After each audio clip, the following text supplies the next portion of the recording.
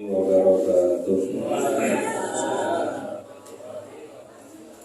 Bismillahirrahmanirrahim. Alhamdulillahirabbil alamin.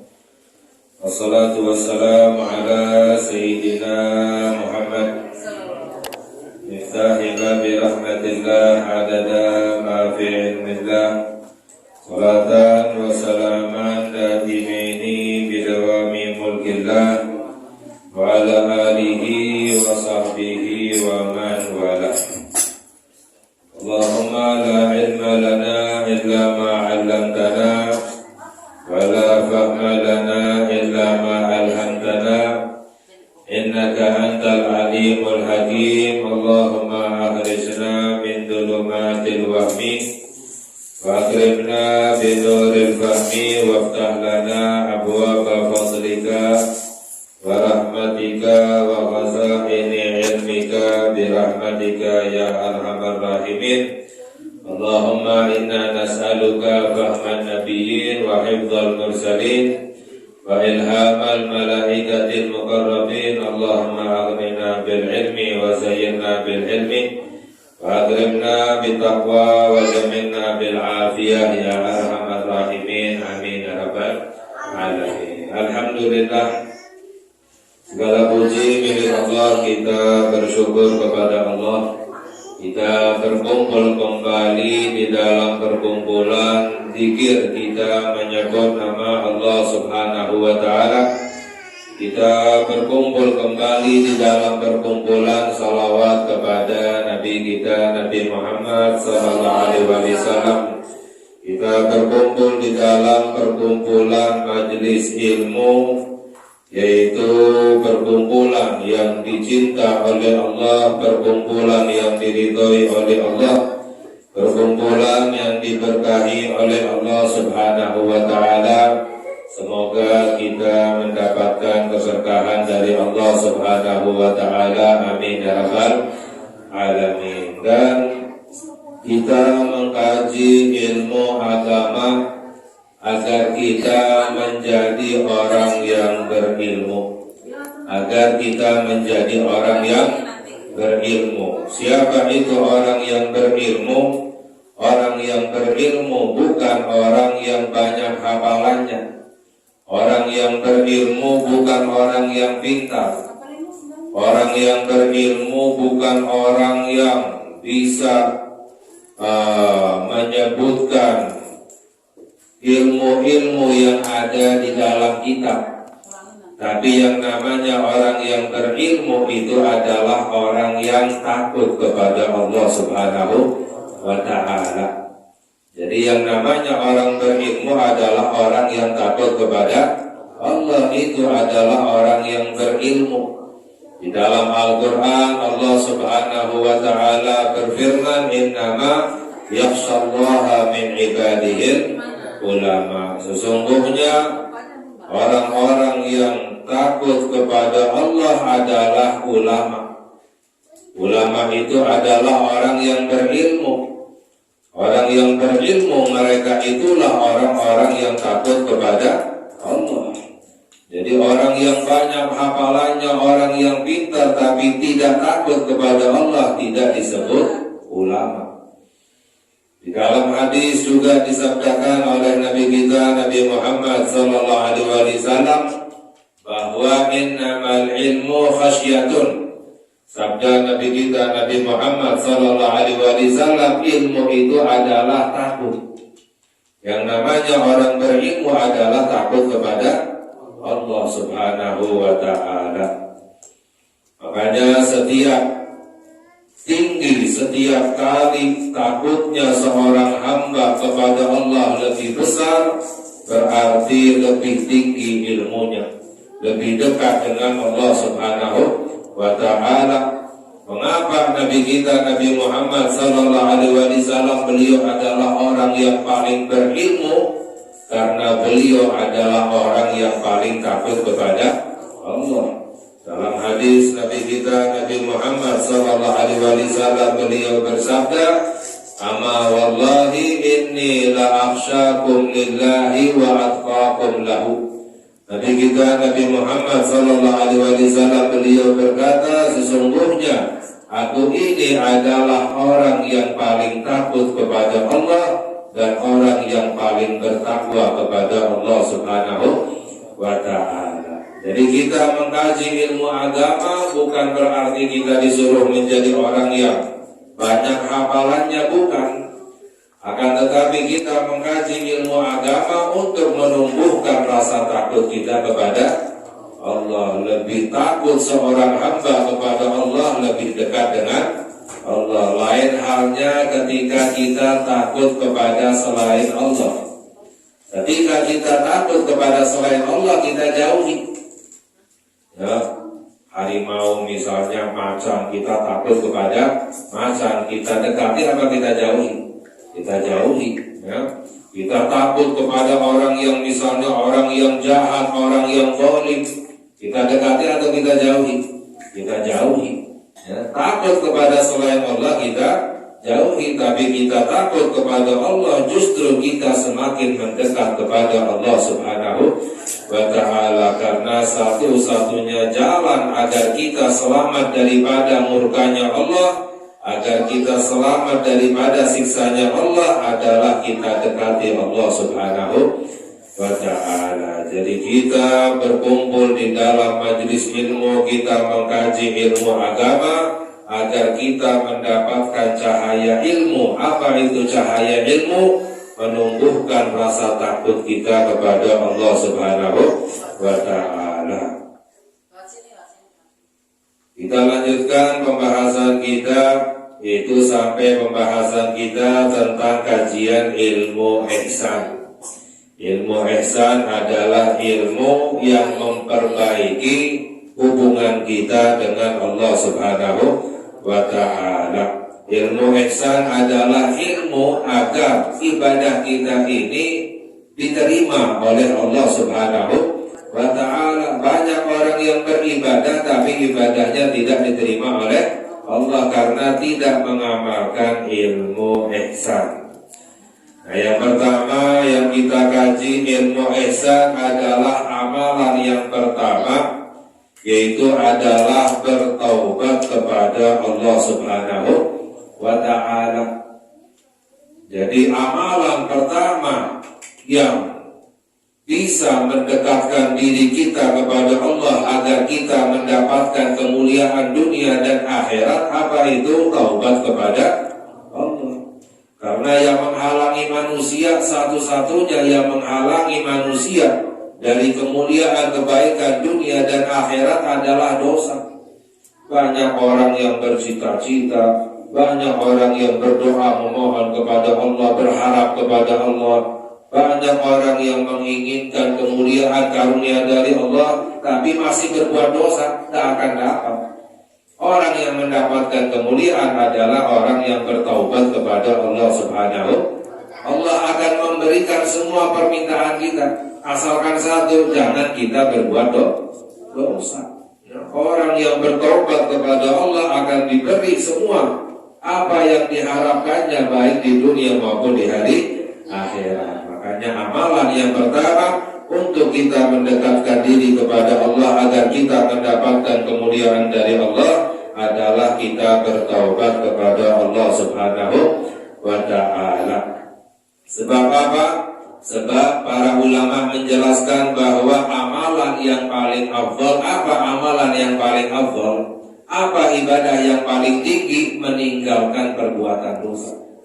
Ibadah yang paling tinggi itu adalah meninggalkan perbuatan dosa.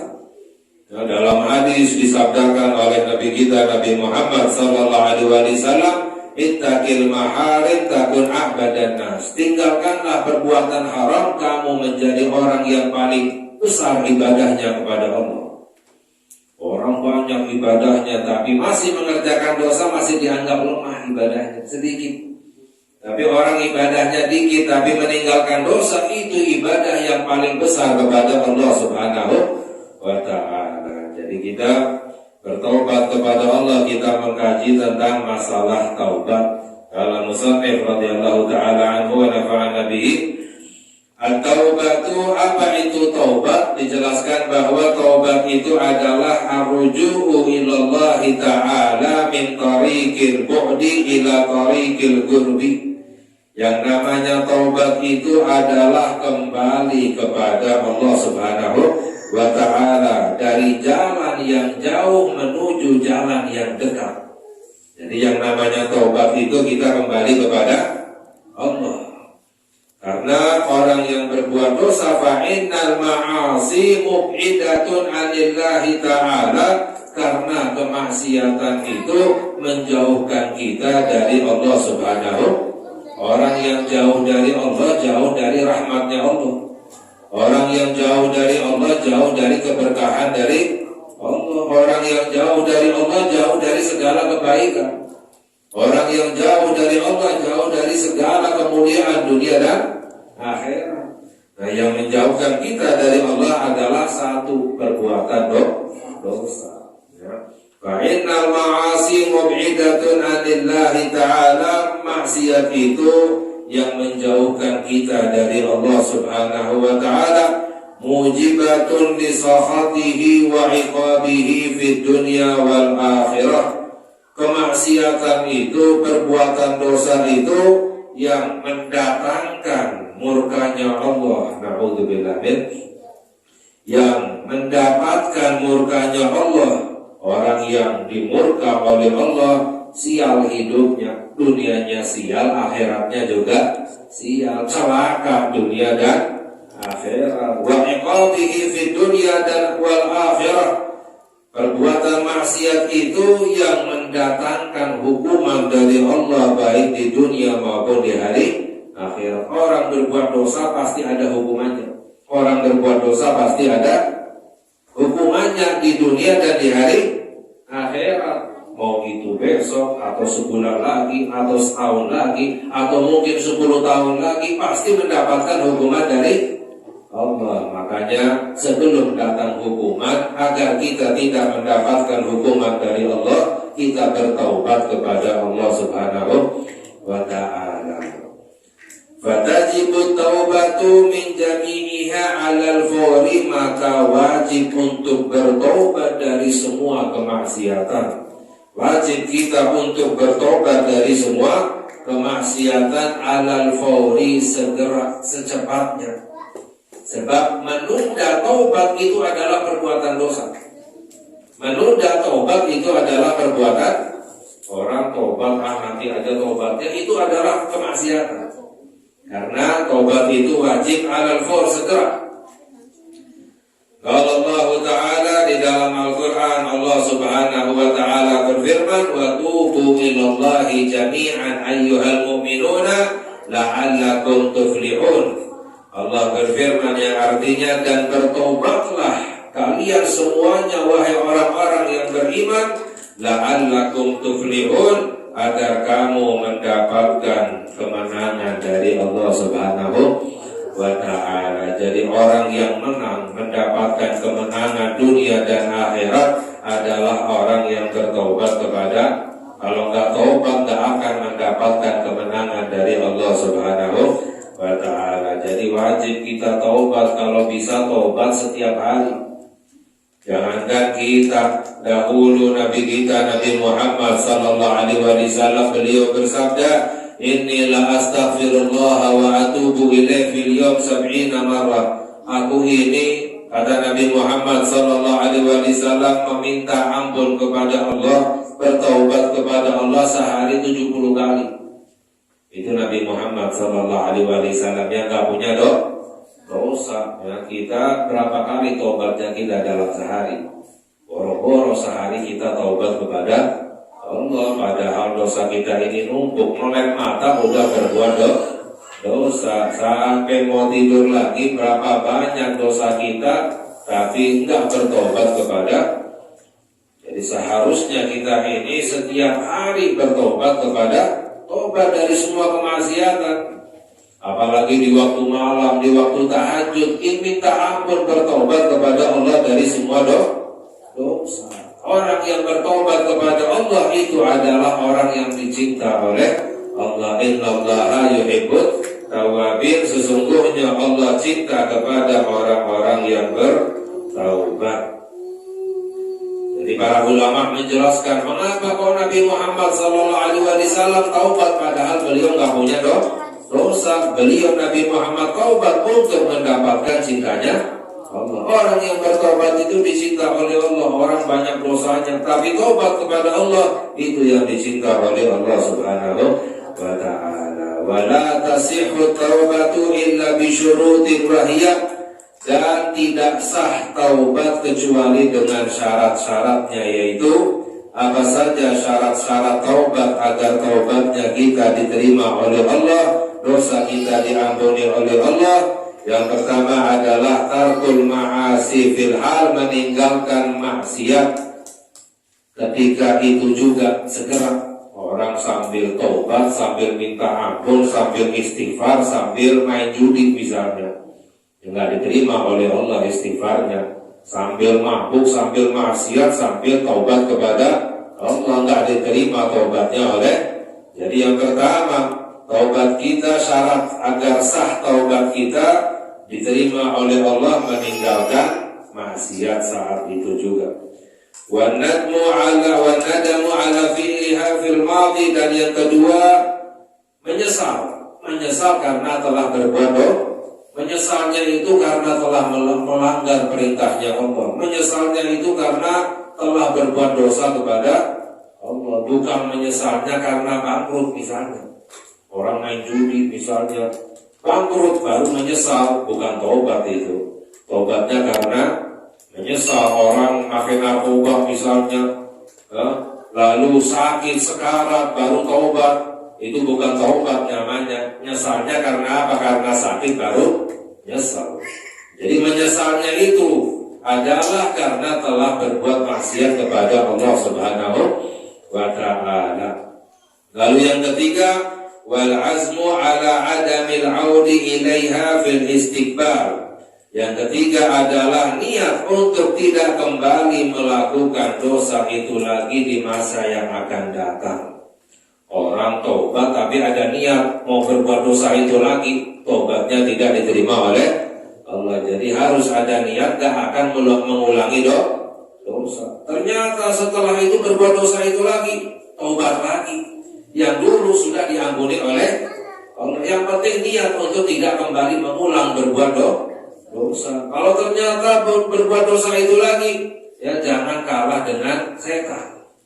Ya, setan itu pernah berkata kepada Allah Subhanahu wa ta'ala, ya Allah, aku akan terus menyesatkan hamba-Mu selagi roh mereka berada di jasad mereka. Jadi setan gak pernah berputus asa. Untuk apa menyesatkan manusia? Dijawab oleh Allah, aku akan terus mengampuni hamba-Ku selagi mereka meminta ampun kepadaku. Jadi jangan pernah kita putus asa. Ya, kalau berbuat dosa kembali lagi taubat kepada Allah, kalahkan setan dengan taubat kepada Allah Subhanahu wa ta'ala. Sampai-sampai dalam hadis Nabi kita Nabi Muhammad SAW, beliau bersabda bahwa ma asarra man istaghfara walau ada fil yawmi 70 marrah. Sabda Nabi Muhammad SAW, tidak termasuk orang yang terus berbuat dosa jika terus bertaubat kepada Allah walaupun mengulangi dosanya sehari 70 kali. Ya. Jadi orang yang selalu taubat kepada Allah walaupun sehari mengulangi dosanya 70 kali tidak dianggap orang yang banyak berbuat dosa. Yang penting enggak ada niat untuk mengulangi dosa. Kalau ada niat bukan taubat itu. Yang penting ada niat, gak akan mengulangi dosa. Ternyata diulang, taubat lagi kepada Allah. Tidak ada niat untuk mengulang dosa. Ternyata berbuat dosa itu lagi, taubat lagi kepada Allah terus. Yang penting jangan pernah kita berhenti untuk bertaubat kepada Allah Subhanahu. Orang yang selalu bertaubat kepada Allah, tidak pernah putus asa, akan diberi hidayah oleh Allah untuk meninggalkan, menjauhi perbuatan dosa, menjauhi kemaksiatan. Itu adalah hamba yang dimuliakan oleh Allah Subhanahu wa ta'ala. Jadi ini adalah syarat-syaratnya taubat agar taubatnya kita diterima oleh Allah. Sedangkan kalau ini adalah dosa antara kita dengan Allah Subhanahu wa ta'ala. Kalau dosa antar sesama manusia itu ditambah dengan syarat yang keempat, dosanya dengan orang lain ditambah syarat yang keempat, yaitu radduha ila ahliha, mengembalikan hak orang lain, wastirghabuhum wa talabul istihlali minhu, dan minta ridhonya, minta maaf, minta dimaafkan oleh orang lain. Misalnya orang pernah mengambil harta orang lain, gak akan diampuni oleh Allah sampai mengembalikan harta itu. Orang pernah mengambil haknya orang lain, gak akan diampuni oleh Allah sampai mengembalikan haknya orang lain. Makanya dosa dengan manusia lebih berat daripada dosa dengan Allah Subhanahu. Kalau dosa dengan Allah, Allah Maha Pemaaf, Allah Maha Pengampun. Kita taubat langsung diampuni semua dosa kita oleh Allah. Tapi dosa dengan manusia lebih berat, gak akan diampuni oleh Allah, gak akan dimaafkan sampai kita mengembalikan haknya orang lain. Kalau mengambil hartanya orang lain, kalau seandainya merusak kehormatan orang lain, membuka kekurangannya orang lain, atau misalnya merendahkan orang lain, gak akan dimaafkan oleh Allah sampai kita ini minta maaf dimaafkan oleh orang itu yang kita zalimi, baru diampuni oleh Allah Subhanahu wa ta'ala. Ini adalah yang namanya taubatan nasuha, ya, taubat yang nasuh. Nasuh itu tulus taubatnya kepada Allah dengan menjalankan syarat-syarat taubat seperti ini. Sebesar apapun dosa-dosa kita akan diampuni oleh Allah. Karena apa? Karena dosa, sebesar apapun dosa kita, masih lebih besar ampunannya Allah Subhanahu wa ta'ala. Pernah ada seorang sahabat yang merasa telah berbuat dosa besar. Lalu ketika datang kepada Nabi Muhammad SAW, wahai Rasulullah, aku telah berbuat dosa besar. Ditanya oleh Nabi Muhammad SAW, dosamu yang lebih besar apa gunung? Dijawab oleh sahabat itu, dosamu lebih besar wahai Rasulullah daripada gunung. Ditanya lagi oleh Nabi Muhammad SAW, lebih besar dosamu atau langit? Sahabat itu merasa lebih besar dosanya, lebih besar dosaku wahai Rasulullah. Lalu ditanya lagi oleh Nabi Muhammad SAW, lebih besar dosamu atau Allah? Maknanya apa? Lebih besar dosamu atau ampunannya Allah Subhanahu. Baru sahabat itu sadar masih lebih besar ampunannya Allah Subhanahu wa ta'ala. Sebesar apapun dosa kita, masih lebih besar ampunannya Allah. Makanya kita selalu untuk bertaubat kepada Allah Subhanahu wa ta'ala, agar kita mendapatkan kemuliaan dari Allah di dunia maupun di hari akhirat. Amin. InsyaAllah yang berhubungan dengan taubat dan juga amalan-amalan yang lain kita lanjutkan pada pertemuan yang akan datang. Allahumma ya man wafaqa ahlul khair lil khair wa anum alaih wa fitna lil khair wa inna alaih birahmatika ya arhamar rahimin. Wa sallallahu ala sayyidina Muhammad wa ala alihi wa sahbihi wa sallam walhamdulillahi rabbil alamin.